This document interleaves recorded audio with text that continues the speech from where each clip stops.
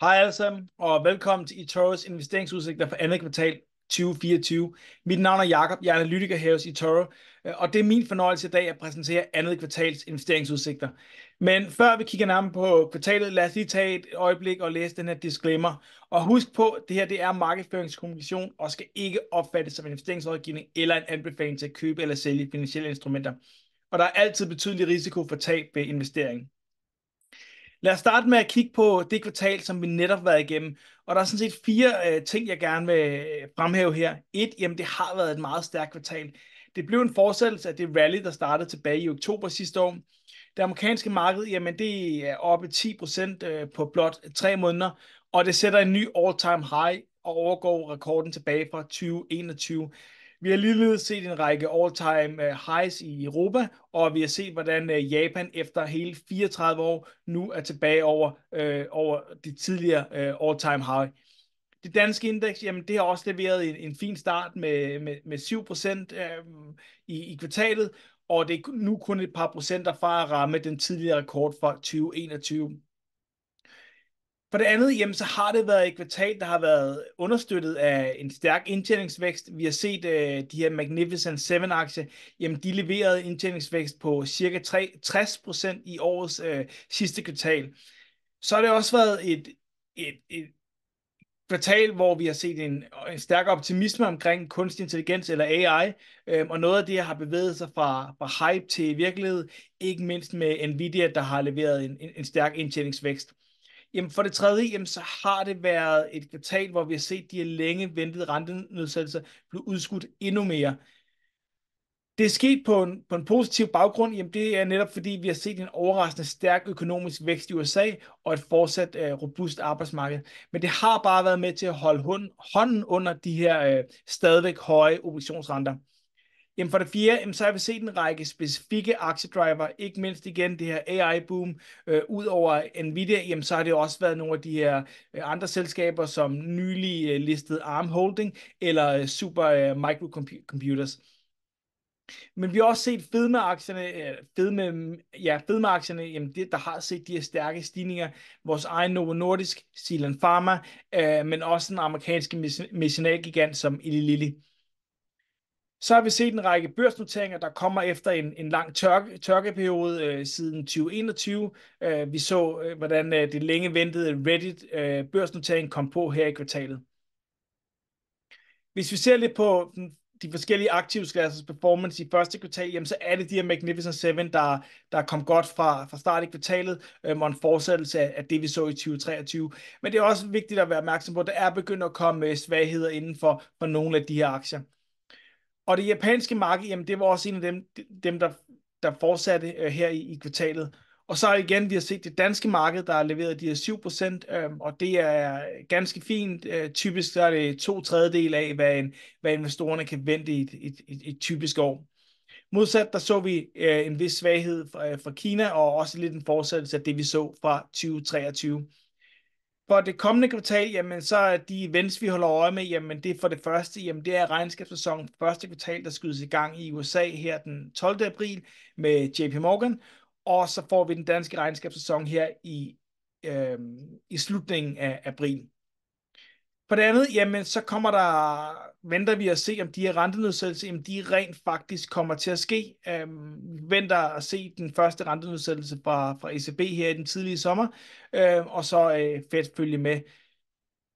Så kommer vi også til at se, at mange af investorerne, jamen, de skal til stemmeurnerne her i andet kvartal fra verdens største befolkning, Indien, men også til et EU-parlamentsvalg i Europa.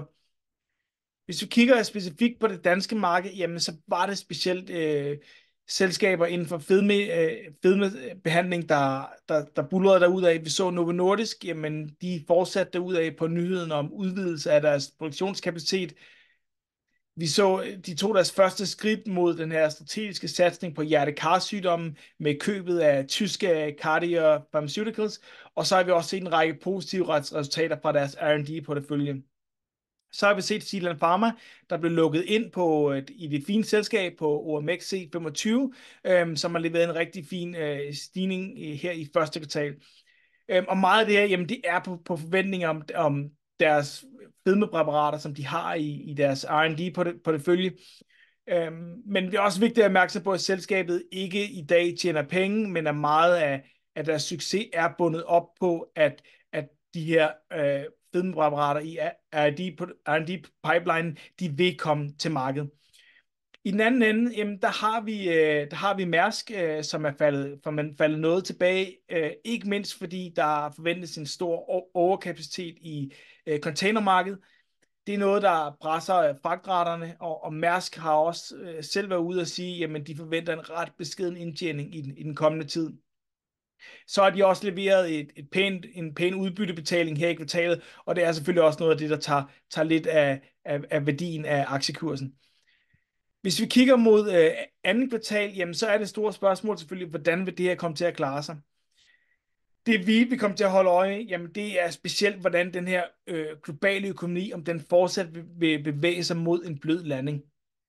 Vi har set USA, jamen, de fortsætter med den her overraskende stærke økonomiske vækst, men det er forventet, at der skal være en vis nedkøling af økonomien herfra.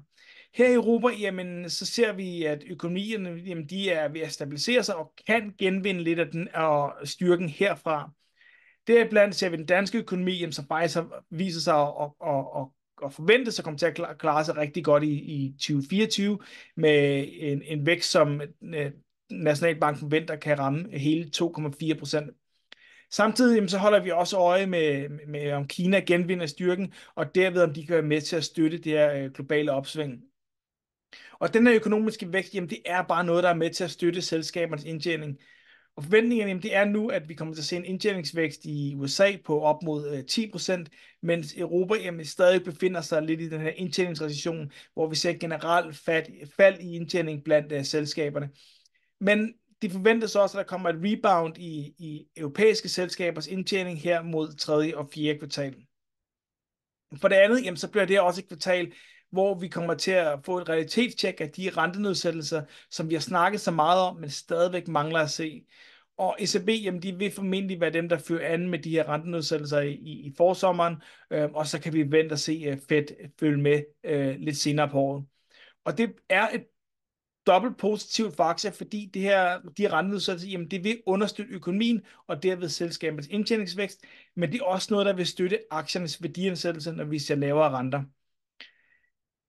Men vi skal også være opmærksom på, at der er risici i markedet. Vi ser stadigvæk, at markedet er meget tech-fokuseret og er meget fokuseret mod amerikanske aktier. Og det er med de her tech-giganter, jamen de fylder nu op mod 30% af S&P 500-indekset. Så skuffelser i nogle af de her selskaber, jamen det er noget, der bare vil kunne sprede sig til resten af markedet. Inflation, jamen det er også stadigvæk det vigtigste nøgletal i markedet, og en opblusning i inflation, jamen det er bare noget, der kan skabe uro.